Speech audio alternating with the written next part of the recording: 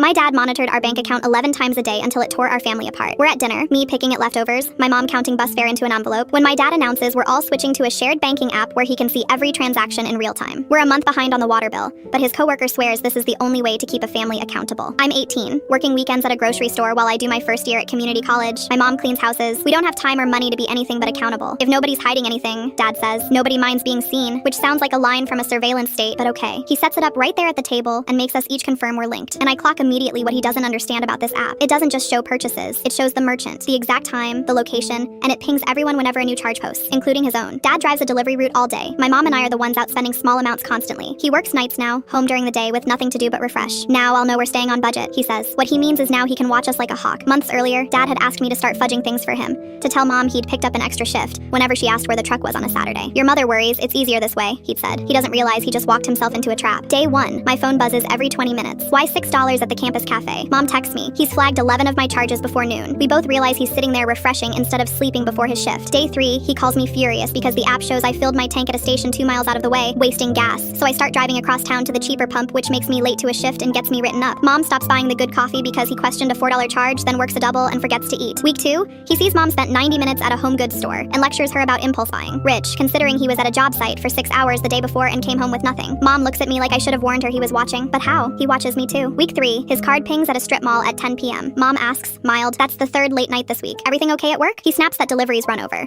But I've seen that plaza. Nothing there is open past 6. That night, Mom pulls me aside. Does your father seem off to you? I pull up his charge history. The same address over and over, always in the evening. And neither of us wants it to be what it looks like. Then the water bill comes, stamped final notice, and Mom sets it on the table without a word. I gave you the cash for that weeks ago, she says. Processing delay, Dad says. It's handled. We're both looking at that repeating pin on the map. Week 5, Mom texts me, leaving early. Meet me at that plaza. His card had posted there at noon and it's now 6. I tell my manager I'm sick and drive over. Mom's already in the lot, phone out. His truck's not here, I say. She points across the road, a pawn and loan storefront with an OTB counter in the back. Off-track betting. We walk in together. He's at the counter with a stack of losing slips and a paper cup of coffee gone cold. He's talking to a guy next to him. My family thinks I'm running deliveries. Gives me the whole afternoon. He hands over cash. This is from the kid's paycheck. She'll never notice. I step forward. I noticed. He spins around and sees us both. Mom holds up her phone with the app open. He starts stammering, and then the guy beside him makes it worse. Tell him about your system, man. You're due after last month. Mom's voice goes flat. Last month? How much? He crumbles. 8,000. Maybe more. 3 months of it. Every extra shift. The rent money, the utility money, my paychecks he'd been quietly pulling from, and I finally understand why he watched our locations and our spending so obsessively. He needed to know exactly where we were, so he'd know when it was safe to be here. And I helped. I told Mom he was working. I covered for him. In the car, he suggests we all just delete the app and move on. Mom takes his phone out of his hand. We'll delete it, she says. You're going to sit down with me and a list of everyone we owe. And then you're going to find someone to talk to about why you did this. A real someone, not a coworker with a tip. He didn't argue. For the first time in months, he didn't have anywhere else to be.